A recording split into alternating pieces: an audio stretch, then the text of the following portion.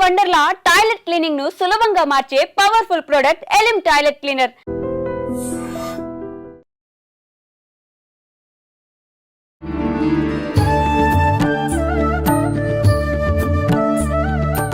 నమస్కారం, welcome to I dream. ధర్మ మార్గం విత్ విజిత కార్యక్రమానికి స్వాగతం. ప్రస్తుతం మనతో పాటు ఉన్నారు ప్రముఖ జ్యోతిష్య పండితులు బ్రహ్మశ్రీ చేబిఎం కిరణ్ కుమార్ శర్మ గారు. ఇప్పుడు వారితో మాట్లాడి మరిన్ని విషయాలు తెలుసుకునే ప్రయత్నం చేద్దాం. నమస్కారం అండి. అఖండ ఐశ్వర్యవతి భవ. ఇప్పుడు నవ్వుతున్నారు, ఇప్పటిదాకా తరిమారు. చక్కటి నవ్వు ఉంది, నవ్వు వెనకాల ఆనందం కూడా ఉంది, కానీ టైం అనేది పట్టించుకోకపోవడం మైనస్. ఓకే, అంటే ఒకటి టు బి హానెస్ట్ మాడుకు non front are front back కూడా వాతావరణం బాగుంటుంది. మీ అచీవ్మెంట్ మంచిది, మీ సంకల్పం బలం బాగుంటుంది. నేను ఇందాక మనసు అనుకుంటున్నా, అరే మీరు ఈ వీటి గురించి కూడా అంటే సోషల్ అవేర్నెస్ ఎందుకు చేయరు మీరని.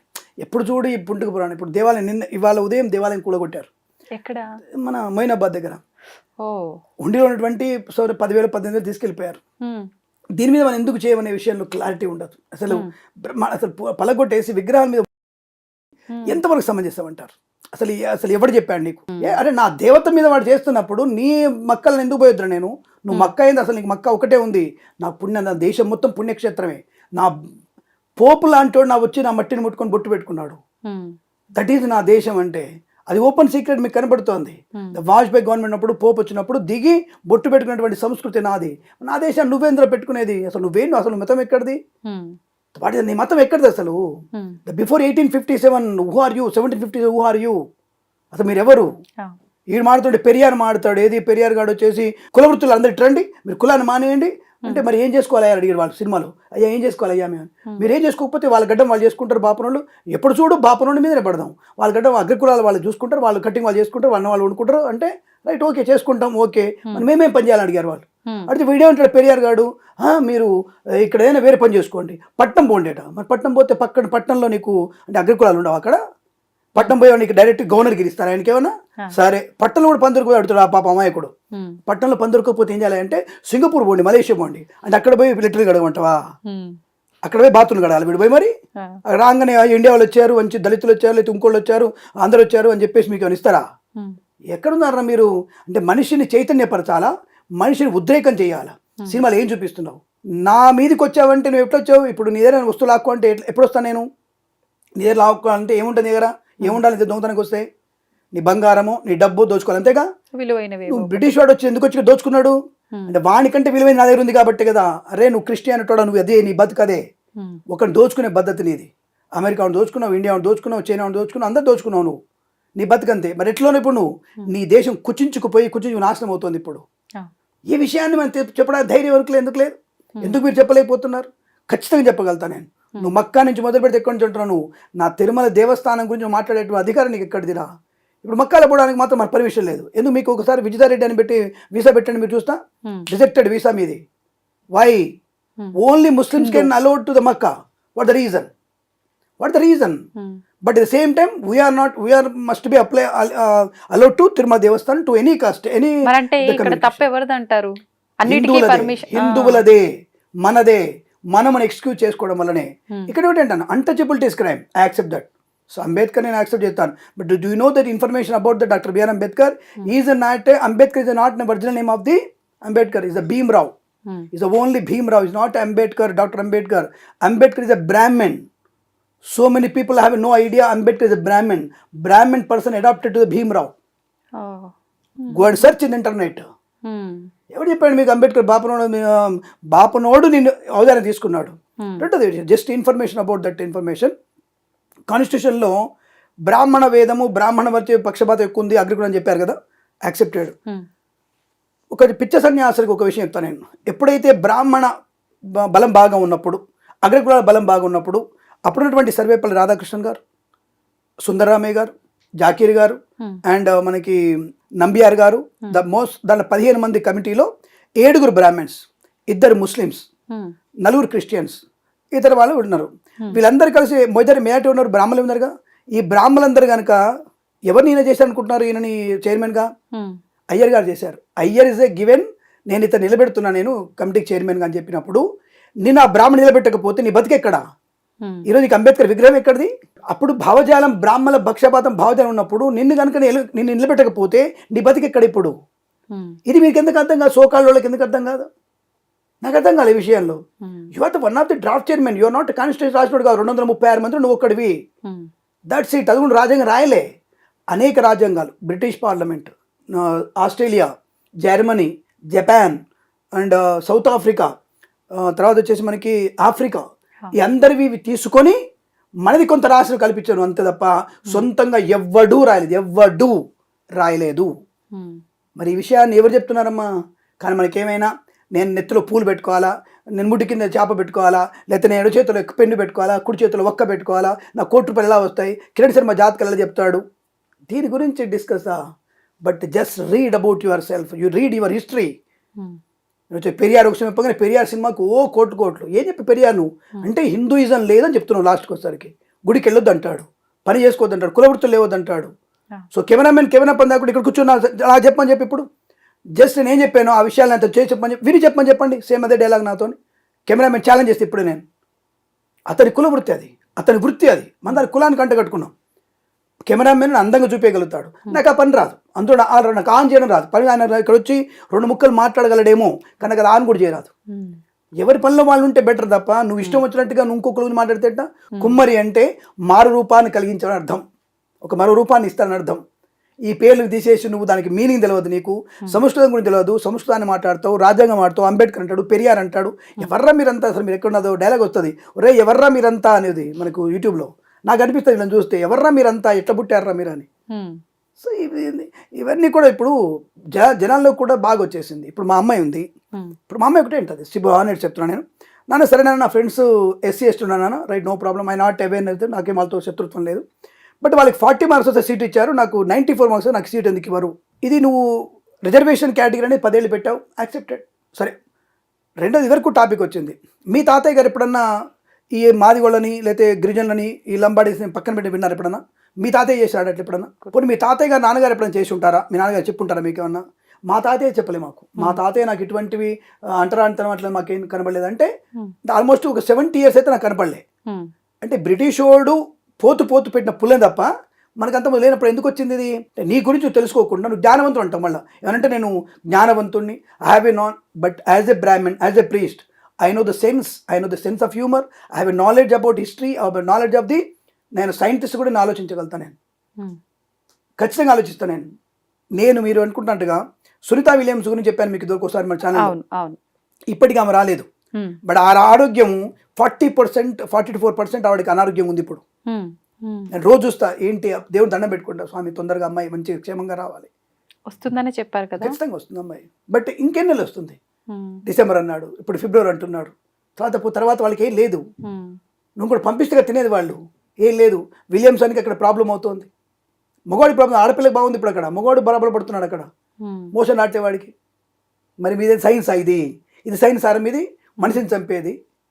మరి నా సైన్స్ ఎక్కడున్నా బతికించగలిగేది నా శాస్త్రం, అది నా సనాతన ధర్మం.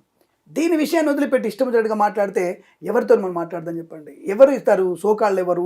హిందూ ధర్మం అంటే ఏంటి? ఎవ్వడు చూడు సనాతన ధర్మం గురించి పక్కన పెట్టి నా గురించి చెడ్డగా మాట్లాడవాలి. ఇంకా సనాతన ధర్మంలోకి వచ్చిన తర్వాత బ్రాహ్మలు, నన్ను ఎందుకు చెడ్డగా చూపిస్తావు నువ్వు? Yes, I feel I'm a Brahmin, yes of course, yes of I'm proud a Brahmin, yes of course I'm proud a astrologer, I proud a priest, no problem, no doubt about it. నేను ధైర్యం చెప్పుకోగలుగుతాను ఎనీ స్టేజ్. 100 మంది తుర్కోళ్ళు చెప్పగలుగుతా, 100 మంది క్రిస్టియన్లు చెప్పగలుగుతా, 100 మంది మాల్గలు చెప్తా, 100 మంది మాదిగల్లో చెప్తా. నేను I never feel about that. But నా మడి ఆచారం నా సొంతం. ఇప్పుడు నువ్వు నాన్ వెజ్ తింటావు, నేను తినను, దట్ ఈస్ మై, నా ఇష్టం అది. ఇప్పుడు నీకు ఒక ఫ్రేమ్ మీకు నచ్చుతుంది, ఒక అగరబత్తి, అది మీ ఇష్టం. ఒక అగరబత్తి తలనొప్పి లేస్తుంది, ఇరిటేటింగ్ ఉంది స్వామి ప్లీజ్ ఐ డోంట్ వాంట్ తీసేయండి. ఇప్పుడు ఏసీ లేదు, ఏసీ ఉంటే కొంచెం పడదు, ఎందుకంటే నేను అట్లే ఏసీ వేసుకొని నువ్వు ఇప్పుడు కూర్చోవాలంటే that is not right way, that is నా కామన్ సెన్స్. నాకు ఉండేటువంటి అధికారం నాకు ఉంటుంది. దానిలో వచ్చేసి నువ్వు బాపు నోటి చేశాడు, బాగా చేశాడు, ఈ యూట్యూబ్లలో వచ్చినటువంటి విషయాలు చూసినప్పుడు నాకు ప్రతిదానికి ఆన్సర్ ఇస్తా. Yes, I'm Kiran Sharma, as a priest, as a Brahmin, I'm very proud as a Brahmin. మీకేంట్రా ప్రాబ్లం? ప్రతిదానికి కౌంటర్ ఇస్తాను నేను. But nothing but so many people can think like me Jhansi లాంటి వాళ్ళు కానీ మీరు కానీ రాడికల్ కిరణ్ శర్మ అంటారు నన్ను, the radical astrologer, the naxalite of Pujari. The Pujari the naxalite. Of course, I can accept that title. No, I never afraid about that it. నాలాంటి వాళ్ళు అని ఉంటారేమో, నేనైతే ఎప్పుడు అనలేదు. సో మెనీ పీపుల్ అంటారు నన్ను అన్న నాకు ఇబ్బంది లేదు. ఇప్పుడు ఝాన్సీ గారు అదే ఉంది మనసులో, వీడోడరా రాగానే నన్ను చేసుకున్నాడు, నన్ను మన చంపుతున్నాడు వీడు, ఇవ్వండి ఇంతవరకు అనలేదు, ఫస్ట్ టైం వీడన్నా నన్ను అంటే స్టేట్ అవే ఉంటాను నేను, మనసులో కల్మషం పెట్టుకొని సెకండ్ టైం పోయించినప్పుడు అలాగమ్మ ఇప్పుడే వస్తున్నా అని చెప్పేసి మిమ్మల్ని వెయిట్ చేపిస్తే, ఒక గెస్ట్ ప్లేస్ మిమ్మల్ని వెయిట్ చేపిస్తే అది పౌరుషం కాదు. వచ్చినావా 2 ముక్కలు టక్కటగా అనేసావా, సెకండ్ టైం వస్తే ఓకే రైట్, లేదు right no problem, take it easy. ఏదో పాటలాగా ప్రేమదేశ సినిమా పాటలాగా అంటే సినిమా చూస్తారు గురుగారు, అయినా అటు నా కూతురుతో కలిసి సినిమా చూడ నేను చూస్తాను, టేక్ ఇట్ ఈజీ పాలసిన సినిమా ఉంటుంది మా అప్పుడు మంచి బ్రహ్మాండ పాట అది ప్రేమదేశం సినిమాలో. సో టేక్ ఇట్ ఈజీ పాలసిన అది కూడా ఆ క్షణమే కోపం అయిపోయింది, ఆ రైట్ ఓకే. కానీ జనాలు అలాంటివి వినడానికి ఇష్టపడుతున్నారు కదా, మనం చూపించినట్టు వింటున్నారు వాళ్ళు. నువ్వు అల్లు అర్జున్ సినిమా పుష్ప 2 తీసావు అంటే, స్మగ్లర్ దొంగతనం చేసిన వాడిని హీరో చూపించావంటే నువ్వు చూస్తున్నావు కూడా చేశారు వాళ్ళు, నువ్వు తీసావు కూడా చూస్తున్నారు, ఇంకేం గతి లేదు అక్కడ. మరి వాడికి వినోదం కావాలి, వినోదం చూపిస్తున్నావు అని అంటే సింపుల్ లాజిక్. మనకి వాడు నక్కిరణ వాడి పేరు ఉండే కదా, దొంగ చంద్రన దొంగ చేసేవాడు, అడవులలో దొంగ చేసేవాడు కదా వీరప్పన్, దాన్ని కూడా సినిమా చూపించారు కన్నడ వాళ్ళు, they are feel happy, enjoy చేశారు, 100 కోట్లు వచ్చినాయి వాడికి వీరప్పన్ సినిమాకి. అంటే ఎవరైనా నువ్వు సినిమాలో మంచివాడు చూపిస్తున్నావు. అది అంతకుముందు విన్నాడు మీకు చిన్నప్పుడు, మీరు లేనప్పుడు అనుకుంటా, ఒక సినిమా వచ్చేది బూత్ సినిమా, వాడు ఆ హీరో మొత్తం బూత్ సినిమా తీసేవాడు, దాన్ని నిజంగా చెప్పాలంటే దాని బూత్ ఉండకపోయేది, కానీ వాడి చేష్టలు వాడి మాటలంతా అలా అసభ్యంగా ఉండేవి. అది వాడు కన్నడ హీరోనే సంథింగ్ అనుకుంటా అసలు ఒకప్పుడు. అసలు వాడి సినిమా వస్తే అసలు ఒక రేంజ్లో రష్ ఉండేది, ఏమిట్రా అని చెప్పేసి మేము వెళ్తే అంత బూత్ సినిమా అది. అంటే ఒక రకంగా టోటల్గా బూత్ సినిమానే అది, కానీ బూత్ ఏమి కనబడదు మరి ప్రతి ఈవెన్ తో ఆడపిల్ల బయట కూడా దారదు మళ్ళీ. మరి ఎలా బూత్ సినిమా అంటారు? అంత వాడి యొక్క ప్రవర్తన అసభ్యంగా ఉంటుంది, వాడి అసభ్యంగా ఉంటుంది. ఒక కిటికీ అద్దంలో చూస్తాడు, ఆడది ఎట్లా ఉంటుంది, స్నానం చేసేటప్పుడు చూస్తుంటుంది, కానీ అక్కడ చూపారు వాడేమి నీళ్ళు పడుతుంటే అంతే, అమ్మాయి నడుము నీళ్ళు పడతాయి అంతే, అదే చూపిస్తాడు. దీంట్లో మనం ఇంకేదో ఉందని చెప్పేసి చూస్తుంటారు దాన్ని. అప్పట్లో అది 1985-86లో వచ్చేటువంటిది సినిమాలు అలా ఉండేవి. ఇప్పుడు హీరోయినే టోటల్గా న్యూడ్గా చూపే రెడీగా ఉన్నారు. దాని న్యూడ్ ఒక సినిమా పాపం మందంటే అనుకుంటా, ఒక ఆవిడ పెద్ద ఆవిడ చెప్పింది, ఏమిటి ఆడపిల్లలు ఇవన్నీ చూపించుకునేటువంటి స్థానం ఎక్కడొచ్చింది అని చెప్పేసి. నేను మన ఒక ఛానల్లో చేశాను, ఆస్ట్రో కల్చర్కి చేశాను, బేబీ బంప్స్, అదేంటి వెటర్నిటీ షూట్ అట, maternity shoot nothing but correct వెటర్నిటీ shoot అనుకోండి, ఎందుకంటే పశువు బహిరంగానే కంటది, అది పశువు బహిరంగానే కంటది. ఈ మెటర్నిటీ షూట్ అలాగే అయిపోయింది. ఎవడైనా ఆలోచించండి, ఒక నాభి ప్రదర్శన అనేది పుట్టినప్పుడు తండ్రి కూతురు నాభి చూస్తాడు, ఎందుకంటే శుభ్రం చేయాలి తల్లిని ముట్టుకోలు కాబట్టి తల్లే ఎత్తుకుంటాడు, తర్వాత భర్త మాత్రమే చూడాలి. రసయోగ సంగర్వే నశ్యంతే నా భార్యనా పతిం సహ దృశ్యతి నాభీనా ప్రదర్శయతి, భర్త మాత్రం చేయాలి. ఇది సూత్రం, కామసూత్రంలో చెప్పినటువంటి సూత్రం ఇది. దీని వదిలిపెట్టి నువ్వు బేబంస్ నువ్వు పంపుతుండి పాటలలో నాభి చూపిస్తున్నావు, మెటర్నిటీ దాంట్లో నాభిని చూపిస్తున్నావు, ఎవరు చూపిస్తున్నావు? దిష్టి తగిల పిల్లానికి రాదు, ఆటిజం రాదు ఇప్పుడు, that is called nothing but ఆటిజమే కదా అది. ఈ ఆటిజంని మీరు కొనుక్కు తెచ్చుకోవట్లే ఆడవాళ్ళు, కానీ ఎవరు చెప్తే వింటారు దాన్ని? నేను స్ట్రైట్ అవే చెప్పాను. సో మెనీ పీపుల్ అప్రిషియేట్, గురుగారు ఇంత ధైర్యంగా చెప్పేసి, భయం ఏంటి దాంట్లో నాకు, అరే ఆ గర్భాన్ని పొద్దుకు చూపివద్దురా, అది దాచుకునేది, అది గర్భాన్ని దాచుకునేది, నిండుగా చీర కట్టి దాచుకునేది గర్భం. ఇప్పుడు దాన్ని వదిలిపెట్టేసి ఇట్లా పెట్టి ఇలా పెట్టి ఆ పుట్టే వాడికి ఆటిజం రాక ఇంకేం వస్తుంది వాడికి? బిఫోర్ వెడ్డింగ్ షూట్ అంటాడు, అసలు నువ్వు చేసుకుంటోలే తెలియదు నీకు, పెళ్లి పీటల మీద తాళి కట్టేంత వరకు తెలియదు నీ మొగుడా కాదనే విషయం. దాంతో వాడిని ముద్దులు పెట్టుకుంటేవి, హద్దులు దాటితేవి, ప్రేమ షూటింగ్ లాంటివి అన్ని పెట్టుకుని అంత మొత్తం వీడియోలు బయటకు వచ్చిన తర్వాత దాన్ని యూట్యూబ్లో పెడితేవి, రేపొద్దున నీ పెళ్లి పెటాకులు అయిపోయింది సపోజ్ అనుకుందాం, అదేంటి సార్ అలా అంటారు మీరు? మంచి జనాలు కోరుకుందాం అంటే అలాంటివి జరుగుతున్నాయి కదా ప్రస్తుతం. But I have a proof, 74% nowadays in the Telangana government and Andhra government lo, the court of Andhra Pradesh, court of Telangana, 74.3% in Andhra Pradesh lo meeku divorce cases unnai, 78.9% cases in Telangana High Court lo unnai. Go and search the Mr. Gavai, Supreme Court Chief Justice, he send the information internet అన్ని channel ఉంది ఇప్పుడు. అది నేను open చెప్తాను కదా, మనకి గవాయి గారు supreme court ప్రధాన న్యాయమూర్తిగా ఆయన గారు ఇన్ఫర్మేషన్ ఇచ్చినటువంటి విషయాలు మీ ఇంటర్నెట్లోనే చూడండి ఒకసారి. ప్రతి స్టేట్కి ఇచ్చాడు పర్సెంటేజ్ ఎంత ఉందనేది. 386 కోట్ల కేసులు ఉన్నాయి ఇప్పుడు టోటల్గా. ఇది మొత్తం కేసులు ఇవ్వడానికి 120 సంవత్సరాలు పడుతుంది. చెప్పండి ఇవన్నీ కేసులు అవడానికి. దాంట్లో 28.3 కేసెస్ ఓన్లీ డైవర్స్ కేసెస్ ఉన్నాయి త్రూఅవుట్ వరల్డ్, త్రూఅవుట్ ఇండియా. ఇప్పుడు చెప్పండి ఎప్పుడు అవుతుంది? మ్యూచువల్ కన్సెంట్ అని, డైవర్స్ అని, 494 కేసు అని, 493 అని. బట్ బికాజ్ ఐఎమ్ ఎల్ఎల్బి చదువుకున్నాను నేను కూడా, బట్ ఆ కేసు నాకు కూడా ఐడియా ఉంటుంది. 494 ఏ కేసు పెడితే గౌరవం ఇంకా. అది ఇప్పుడు చదివినంత మాత్రాన మీరు ఇప్పుడు ఆ వృత్తిలో లేరు కాబట్టి దానిపైన ధ్యాస పెట్టాలని లేదు కదా, ఎందుకు ఇంత నాలెడ్జ్ అంతా మీరు పెట్టుకున్నారు ఇది మైండ్ లో knowledge దానికి కాదు. సంబంధించి? ఒకటి ఏంటంటే సనాతన ధర్మం, నా ధర్మం కోసం మనం మాట్లాడగలిగేటువంటి అవకాశం ఎవరైనా ఇస్తే మాట్లాడదాం. లేదు నేనే ఒక ఛానల్ పెట్టిద్దాం, నో ప్రాబ్లం. నా ఫేస్బుక్ నాకు ఉంది, నా ఇన్స్టాగ్రామ్ నాకు ఉంది, ఇన్స్టా పేజ్ నాకు ఉంది. So you can speak. ఎంతో మందికి మనం ఎందుకు ఒక 10 మంది అన్న మారిపోతారా, వినకపోతారా, తెలియకపోతుందా అన్నటువంటి ఒక ధ్యాస నాకు ఎక్కువగా ఉంటుంది. ఇప్పుడు ఇవన్నీ చెప్తున్నారు కదా, అన్ని రకాలుగా అన్ని వ్యవస్థలు కూడా తప్పుద్రోవ పట్టినట్టుగానే ఉన్నాయని చెప్పి, ఎక్కడ జరిగిందంటారు లోపం? అసలు ఏంటి మార్పులు ఎందుకు జరిగాయంటారు? మనము చేసుకున్నటువంటి ప్రారబ్ధ కర్మ. సనాతన ధర్మంలో ప్రతి ఒక్కళ్ళు నా వాళ్ళు అనుకునేటువంటి ప్రారబ్ధ కర్మనే. ఇప్పుడు మీకు నిజం తెలుసో తెలియదమ్మా, నేను ఓపెన్ చెప్తున్నా. నేను ముస్లిమ్స్ గ్యారెంటీగా రేపు 1 జనవరి 1 రోజున 31 ఇవాళ నైట్ ఎవరన్నా 31 రోజు డిసెంబర్ నైట్ ముస్లిమ్స్ బయటకు వచ్చి మందు కూడా మీరు చూడగలుగుతారా? రారా? మ్యాక్సిమం వస్తే ఒక 5% కూడా రారు వాళ్ళు. వాడంతా దేనిలో ఉంటాడు, వాడు తయారు చేస్తుంటాడు. ఎవడోడు తాగుతోడు వస్తాడు, ఓడొస్తాడు. మటన్ బిర్యానీ ఏంటి, ఆవు బిర్యానీ ఏంటి, ఎద్దు బిర్యానీ ఏంటి, పంది బిర్యానీ ఏంటి, ఇవి తయారు చేయడానికి రెడీగా ఉంటాడు వాడు అమ్మడానికి. వాడిని మరగబెట్టి దాంట్లో గోధుమలు వేసి, పప్పేసి, ఉప్పేసి, దాంట్లో వాడు ఇంకోటి పోసి, దాంట్లో వాంది కూడా పోసి, దాంట్లో పోసి తయారు రెడీకి ఇస్తాడు మన హిందువులకి. ఇది తినండి మీరు, ఇది బాగుంటుంది, ఇది టేస్టీ ఫుడ్. వాంది కాక వాళ్ళమ్మ దర్దపాని వేసుకొని వాళ్ళమ్మ కూడా వేస్తుంది కద్ద దాంట్లో.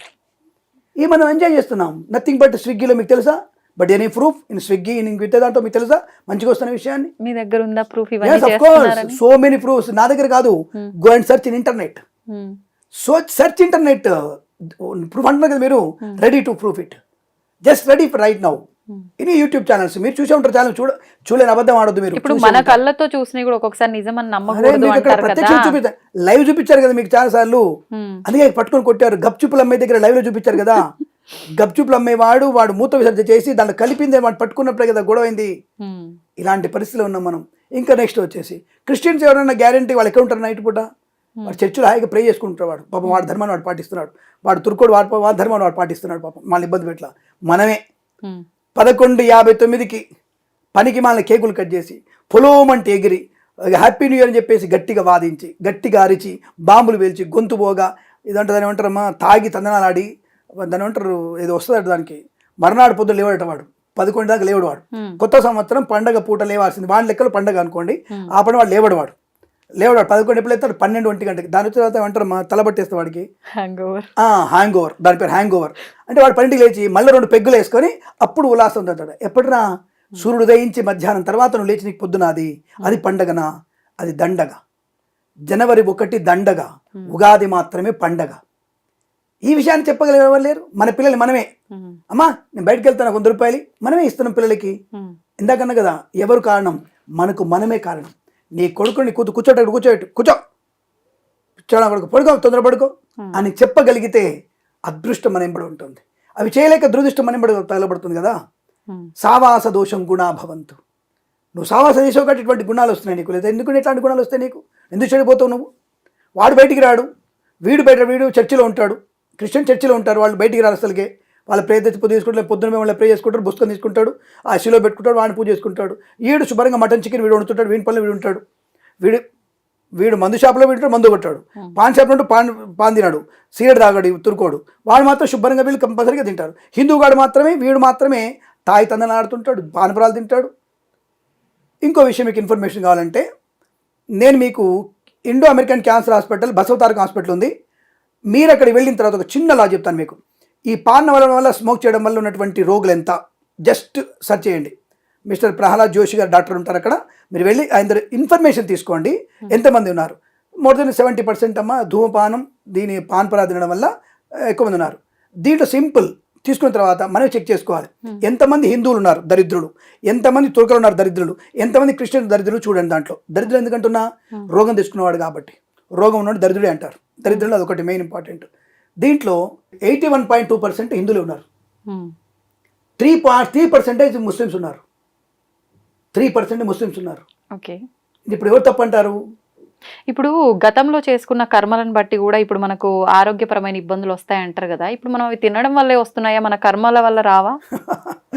ఇవన్నీ నమ్ముతాం కదా మనం. ఒక విషయం మీకు ప్రాక్టికల్ చెప్తాను. మా అమ్మగారికి, మా పిన్నమ్మకి, మా అమ్మ చెల్లెలకి, ముగ్గురికి ఈ జరదా పాన్ తినే అలవాటు ఉంది. మా అమ్మ 53 ఏళ్ళు చనిపోయింది. మా అమ్మగారు 53 చనిపోయింది.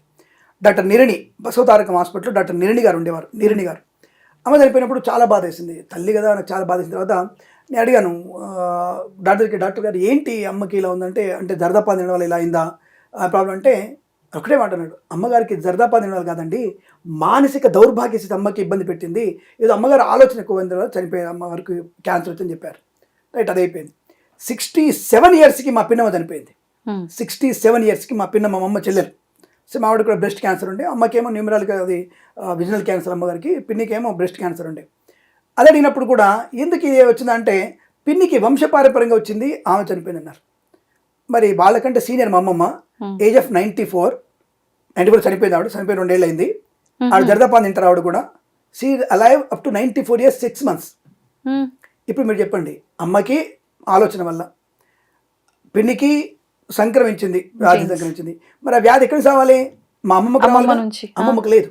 అమ్మమ్మ పొద్దున స్నానం చేసి బాగా టిఫిన్ చేసి కూర్చొని చనిపోయింది, కుర్చీలో కూర్చొని చనిపోయింది. మరి ఇప్పుడు క్యాన్సర్ ఉందంట, లేనట్ట, సంక్రమించినట్ట. ఇది పూర్వ సంక్రమణటువంటి స్థితి. దాన్ని పూర్వజన్మ పాప పుణ్యాల వల్ల వీళ్ళకి ఆయుష్ అంతే ఉంది, దాన్ని యాక్సెప్ట్ చేయాలి, అక్కడ యాక్సెప్ట్ చేయాలి. కానీ ఇప్పుడు రోజు వచ్చేసి ఇంకా రోజు నేను పాన్ దా తింటాను, రోజు నేను సిగరెట్ తాగుతాను, రోజు మందు కొడతానంటే ఆటోమేటిక్గా అది పూర్వజన్మ పక్కలే. అచ్యుత్కటై పుణ్యఫలై ఇహైవ ఫలమస్తుతే, అంటే ఇప్పుడు చేసిన కర్మకి ఇప్పుడే బాధ్యత నువ్వు.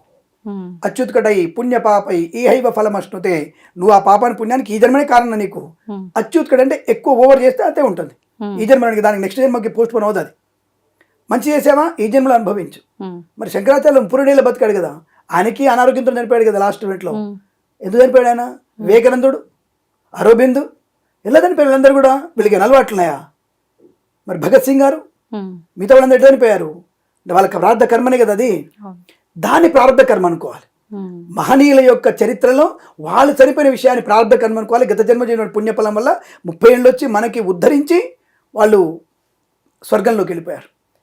అది ప్రారంభ కర్మ, పూర్వజన్మ పుణ్యఫలం. కానీ నువ్వు ఇప్పుడు చేసిన పని అంతా కూడా పూర్వజన్మ పుణ్యఫలం అంటే ఎట్లా దానికి? అది ఓకే, నెట్ పాసిబుల్. కాబట్టి నువ్వు చేసిన కర్మకి నువ్వే బాధ్యురాలు అవుతావు. అంటే ఇవన్నీ కూడా మనం ఈ ధర్మంలో, మీరు అన్నారు కదా, మనం కూర్చున్నటువంటి కొమ్మను నరుక్కునేటువంటి తప్ప ఇంకొకటి కాదు. ఈ విషయాల్ని మన ఛానల్ ద్వారా చెప్పగలిగితేనే, అంటే రేటింగ్ కోసం మనకి చెప్పట్లా, కనీసం 2 ముక్కలైనా సార్ కరెక్ట్గా వెళ్తాను విషయంలో. సార్ మీరు అనొచ్చు, సార్ శర్మ గారు మీరు వీడు చెప్పిన వాటి మేము మీకు బాండ్ అయి ఉన్నారంటే, అఫ్కోర్స్ నేను ఇప్పుడే చెప్తాను, నెట్లో చూడని చెప్తాను. నేను బాండ్ అవ్వడం ఎందుకు? వాడు పోసేది వండేది, వీడు చేసేదంతా కూడా చూడండి. ఇప్పుడు ఎక్కువగా మతం మారడానికి అవకాశం వరకు ఉంటుందని అడగండి, హిందువులకే ఉంటుంది. అసలు క్రిస్టియన్స్ వచ్చేసి హిందూ మతం మారని చెప్పడం అవసరం ఉంది? నీకెందుకురా? ఇప్పుడు నీకెందుకు అసలు? నీ మతం ఎందుకు రావాలి? నేను నీ మతం ఎందుకు రావాలి అంటే వెంటనే మళ్ళీ అంటారు, దేవాలయాల్లో టికెట్ అంటారు, చెప్పులకు టికెట్, నానా వెళ్ళగానే. ఇది కూడా యూట్యూబ్లో చూస్తాను. వెళ్ళగానే చెప్పుల స్టాండ్కి ₹1, కొబ్బరికాయకి ₹10, దర్శనానికి ₹20, దీనికి ₹20. రే నీకు మక్కా మసీదులో వచ్చేటువంటి డబ్బుల్ని అక్రమ వ్యక్తులు, ఇంకొక సక్రమ వ్యక్తులు దానికి పోయిన డబ్బులు ఇస్తున్నారా? మరి నీకు వచ్చిన వాడికి దద్యోధనం, అన్నదానం ఎవడు చేయాలరా? ఇప్పుడు అందరు అడిగే ప్రశ్న ఇది, బయటికి కనబడే ప్రశ్న ఇది. మరి లోపల వచ్చేటువంటి ప్రశ్న, నీ కోసం దేవాలయ భూములు కాపాడి దేవాలయ సంరక్షణ చేస్తూ 10 మందికి నిత్య కళ్యాణం అన్నం పెట్టేసి నిత్యము స్వామివారికి చేసే సేవలకి డబ్బులు ఓడిస్తాడరా? నీ ఇంట్లో నీ 4 పిల్లలకి అన్నం పెట్టాలి, నువ్వు డబ్బులు ఖర్చు పెడుతున్నావు కదా. అంటే భగవంతుడు సేవకు తెచ్చేటువంటి డబ్బులు ఎలా ఖర్చు పెట్టాలి మనం? అంటే ఆయనకి మనం ₹10 ఆయనకి సమిష్టిగా మనం ఇస్తే సమిష్టిగా ఖర్చు పెట్టేటువంటి వ్యవస్థ నా ధార్మిక వ్యవస్థ. అంటే మనం బలైపోవడానికి మనం చేసుకున్న వ్యవస్థ. దీనికి మనం ఇంకా యూట్యూబ్లలో వత్తాసు పలకడం, గుడికి రసీదు, చెప్పుల స్టాండ్కి డబ్బులు కట్టాలి, అభిషేకానికి టికెట్ ఉంటుంది, విఐపి టికెట్ ఉంటుంది. ఇప్పుడు సామాన్య భక్తులకు ఇవ్వరు మీరు అని అడుగుతుంటారు. నాకు అది నచ్చదు, నాకు అర్థం కాలే. ఇప్పుడు 100 కోట్లు ఇచ్చేటువంటి ఒక విఐపి వచ్చినప్పుడు తగ్గడానికి దర్శనం చేయించి పంపిస్తే తప్పే ఉందా? నాకు అర్థం కాలేదు. అంటే మిగతా వాళ్ళందరూ కూడా సమానత ఎవరు కాదన్నారు. ఈ స్పెషల్ దర్శనం అనేది అప్పుడప్పుడు పెట్టండి, తెల్లవాళ్ళు పెట్టమని చెప్పలే కదా. స్పెషల్ దర్శనం అనేది స్పెషల్ దర్శనాన్ని ఉండాలి. 1 గంట ఇచ్చావు, ఉదయం 1 గంట, మధ్యాహ్నం 1 గంట, సాయంత్రం 1 గంట, 3 గంటలు. మిగిలిన 16 గంటలు వాళ్ళకి ఇవ్వండి అయ్యా, మిగిలిన 13 గంటలు వాళ్ళకి ఇవ్వండి. తక్కువ వాళ్ళకి, టికెట్ లేని వాళ్ళకి సర్వదర్శనం. నేను వ్యత్యాసం చూడని చెప్పట్లేదు. వీడు బయటికి వెళితే వాడి వల్ల కంపెనీ పెడితే 1000 మందికి అన్నం పెట్టగలుగుతాడు. మరి అదే నువ్వు ఉన్నటువంటి సామాన్య భక్తుడు వచ్చేసి 10 మందికి అన్నం పెట్టగలుగుతున్నాడా? కంపెనీ పెట్టగలుగుతాడా? నేను వ్యతిరేకించట్లేదు సుమా, నేను తక్కువ చేయట్లేదు. ఇక్కడ ఎవరికి ప్రియారిటీ ఇవ్వాలి? మనం ఎంత ప్రియారిటీ ఇవ్వాలి? విఐపీని ఎందుకు ట్రీట్ చేయాలంటే, విఐపీ అంటే దేవాలయ వ్యవస్థకు నువ్వు అన్నదానం చేయడానికి. ఇప్పుడు పద్మావతి కళ్యాణ మండపంలో అన్నదానం జరుగుతుంది, రోజుకు దాదాపుగా 70,000 మంది అన్నం తింటారు. దానికి ఎంతమంది భక్తులు ఇస్తున్నారు? సినిమాలు చూపిస్తారు, బీదవాళ్ళు వేసే భక్తులు వేసేటువంటి డబ్బులు 80 కోట్లు అండి, గొప్పవాళ్ళు 10 కోట్లు అండి. అరే మీరు అంత చూపిస్తున్నారు. ఒకసారి వెళ్ళి తిరుపతి దేవస్థానంలో వెబ్సైట్కి వెళ్ళేసి డోనర్స్ ఇచ్చేటువంటి డబ్బులను చూడండి. 1,76,000 కోట్లు ఉన్నాయి అవి. హుండీలో వచ్చే ఆదాయం చూసుకోండి, గత 15 సంవత్సరాలుగా 29.8 కోట్లు ఉంటుంది అది. ఒక సంవత్సరం వచ్చేటువంటి 1,70,000 కోట్లు ఎక్కడ, 29,000 కోట్లు ఎక్కడమ్మా? ఆలోచన లేకుండా మాట్లాడితే ఎట్లా? అంటే విఐపి దర్శనానికి ఎక్కువ విఐపి ఎక్కువ మంది చెప్పట్లా. ఒక ముఖ్యమైన వ్యక్తిని ఇప్పుడు మీరు అన్నట్టు చెప్పారు. మీరు ఒక విఐపి 10 మంది మీరు చేస్తున్నటువంటి ఈ యొక్క ఇంటర్వ్యూల వల్ల విషయం 100 మందికి వెళ్ళిపోతుంది. ఆ 100 మంది మీకు అనుకూలంగా మారి 10 మందిలో మార్పు వస్తుంది. సమాజ మార్పు కోసం ఒక రకంగా మీరు కృషి చేస్తున్నారు. ఒక మంచి మాట 10 మంది చెప్పిద్దాం, ఒక మంచి వ్యక్తి చెప్పిద్దాం, దానివల్ల తనకి 10 మందికి ఉపయోగపడు. దాంట్లో ఇద్దరు మారిన మంచిదే కదా. సమాజ హితువు కోసం ఒక మనిషి విజిత అనే అమ్మాయి చేస్తున్న పని మంచిది. అమ్మాయి విలువైన సమయం, మీ సమయం విలువైనది. ఆ సమయాన్ని కాపాడాల్సిన బాధ్యత నాకు ఉంటుందిగా. తిరుమల వెళ్ళినప్పుడు 10 కిలోమీటర్ల భారతీయులు అని చెప్పారు. 10 కిలోమీటర్ల వరకు షెల్టర్ వేసిన వాళ్ళు ఎవరు? బీదవాళ్ళ. 10 కిలోమీటర్ షెల్టర్ వేసిన వాళ్ళు ఎవరు అనుకుంటున్నారు మీరు? పెద్ద వాళ్ళు వేసినవి అవన్నీ కూడా. వసతులన్నీ కూడా పెద్ద వాళ్ళు ఇచ్చినటువంటి మూలధనంతోనే అవి కడతారు. నీకు రోజు పెట్టేటువంటి ఇచ్చే ప్రసాదం, క్యూ లైన్లు ఇచ్చే ప్రసాదం అంతా కూడా పెద్ద వాళ్ళు ఇచ్చే ప్రసాదం. నువ్వు ఉండిలో వేసేటువంటి 1000 రూపాయలకు మంచిదే కావచ్చు, అది విలువైనదే కావచ్చు, 1,00,000 రూపాయల కంటే అది విలువైందే. కానీ నీకు ఆ క్షణంలో పెట్టే అన్నము ఇంతకన్నా విలువైంది. 24 గంటలు లైన్లో ఉన్నప్పుడు నీకు పెట్టే ప్రసాదము, అన్నము, లడ్డు ఇవ్వడము, మంచినీళ్ళు ఇవ్వడం అనేది ఎక్కువ ఉపయోగం నీకు. అది ఎక్కడి నుంచి వస్తాయి నీళ్ళు? మరి ఒక వ్యవస్థ అది. ఆ వ్యవస్థ కోసం పెద్ద వాళ్ళు డబ్బులు ఇస్తేనే వస్తాయి. దానికి విఐపి ట్రీట్మెంట్ ఖచ్చితంగా ఉంటుంది. అలా ఉండకుండా ఎట్లా ఉంటుంది? కాబట్టి ఇవన్నీ కూడా మనము జనాలకి అర్థమేంటి చెప్పగలిగితే సంస్కారవంతులు అవుతారు, లేదంటే సంస్కారహీనులుగా మారే అవకాశం. ప్రతి ఒక్కడు కూడా ఇతర కులాల మీద నింద మోపడం, ఇతర మతాలు నిందపోవడం అనుకుంటారు. నింద మోపడం కాదు ఇది.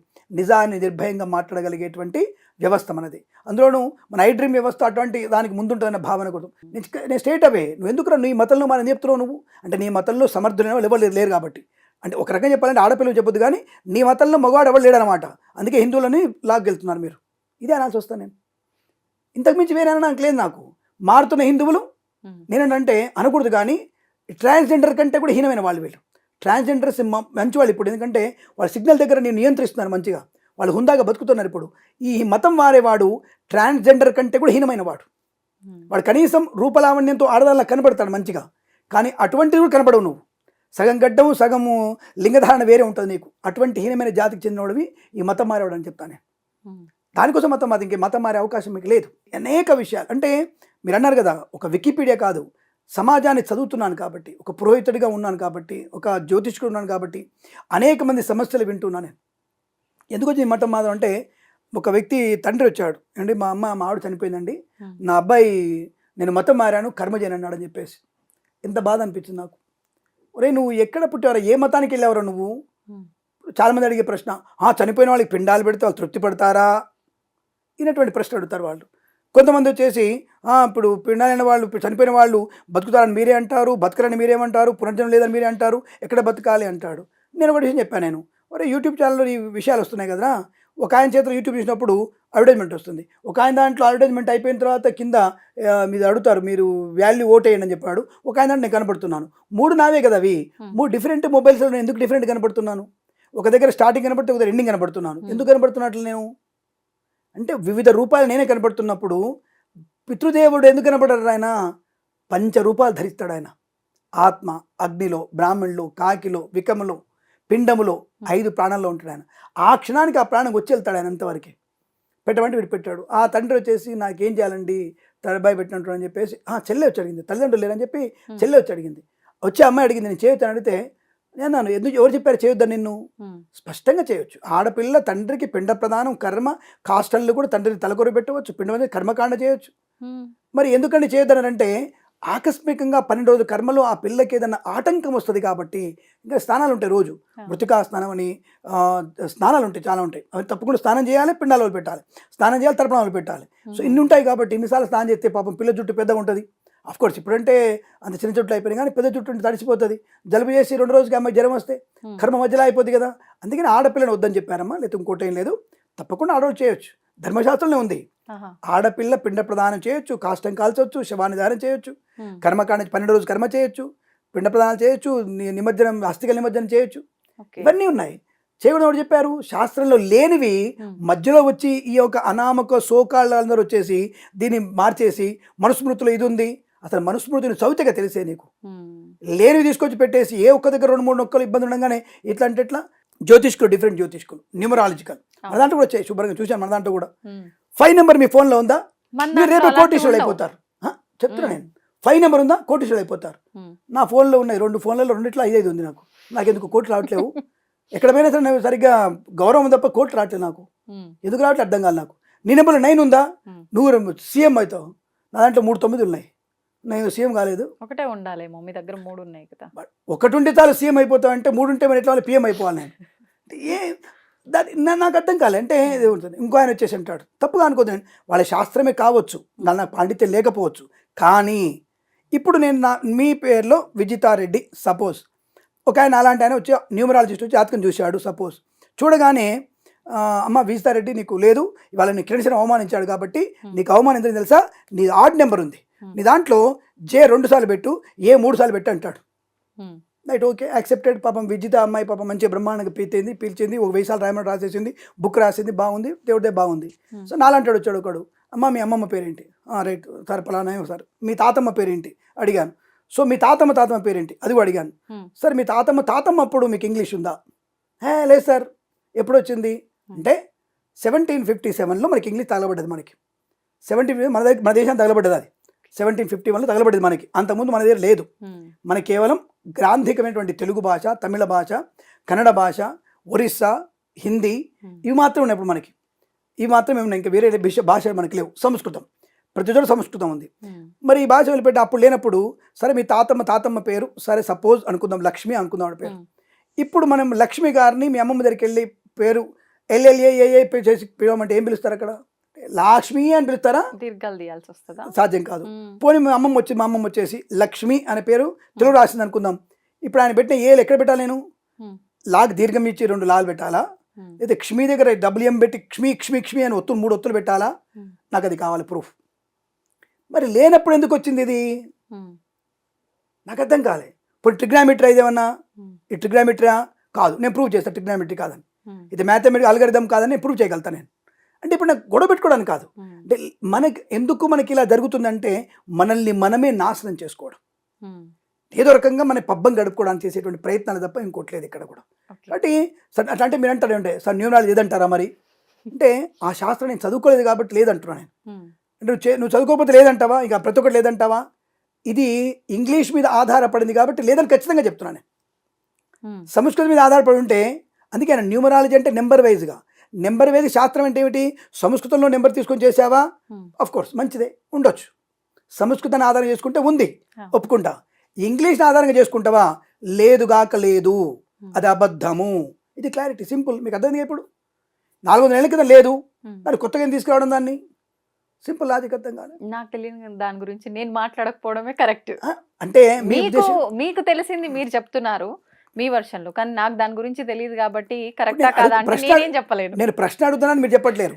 ఇప్పుడు ఇది న్యూమరాలజీ అనేది ఇంగ్లీష్ ప్రకారంగా చెప్పితే కరెక్ట్ కాదు, ఎందుకంటే శాస్త్రీయత అనేది లేదు కాబట్టి, ఇంగ్లీష్ మనకు రాలేదు కాబట్టి కాదని చెప్తున్నాను నేను.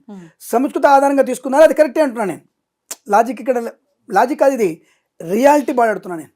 మీరు దేని తీసుకున్నా దాని పట్ల చెప్పండి నాకు. అలా అని చెప్పి ఇప్పుడు ఇంగ్లీష్ వాళ్ళు తీసుకొచ్చిన ప్రతిదాన్ని మనం వదిలేసామంటే వదిలేదు కదా. చాలా రకాలుగా అనుకుంటూనే ఆచరిస్తూనే ఉన్నారు. ఎందుకు స్పష్టంగా మీరు భాష ఎందుకు మాట్లాడలేకపోతున్నారు? ఎందుకు దాన్ని స్వీకరించలేకపోతున్నారు? అంటే దాన్ని కావాలని అడాప్ట్ చేసుకొని మనం మాట్లాడుతున్నాం. మనం నా భాషలో మీకు దాదాపు తెలిసినంత వరకు కొంతవరకే నాకు ఇంగ్లీష్ పదాలు ఎక్కువ ఉంటాయి. 87% దాదాపు 80% నేను ఖచ్చితంగా మీకు తెలుగులో మాట్లాడే ప్రయత్నం చేస్తాను. ఎందుకంటే అడాప్ట్ తగ్గించాలి, దాన్ని మనం తగ్గించే ప్రయత్నం చేయాలి. నువ్వు విజ్ఞానాన్ని పెంచుకో, అమెరికా వెళ్ళు, లండన్ వెళ్ళు, ఇంగ్లీష్ మాట్లాడు, నేను మాట్లాడదని చెప్పట్లే. బట్ నీకై నువ్వు దాన్ని సంబోధన నీ భాషలో చేస్తే, నీ భాషలో లెక్కలు వేసుకుంటే, నీ భాషలో మాట్లాడుకుంటే అనుకూలంగా ఉంటుంది. ఇప్పుడు అంతదానికి ఎందుకమ్మా? ఇప్పుడు ఈ తురకలు చెప్తున్నటువంటిగా, ఈ ముస్లిం చెప్తున్నట్టుగా విషయంలో మీకు భాగ్యనగర్ నుంచి మాట్లాడుతున్నారు. భాగ్యనగరం గురించి ఇంతకుముందు లేదా అంటారు ఏంటంటే 400 సాల్ కా భాగ్యనగర్ అంటాడు, హైదరాబాద్ అంటాడు. ఎవడరా చెప్పింది మీకు 400 సాల్ భాగ్యనగర్ అని? ఇది చాళుక్యుల నుంచి మొదలు పెడితే, 900 అంటే 7వ శతాబ్దం నుంచి భాగ్యనగరం ఉంది.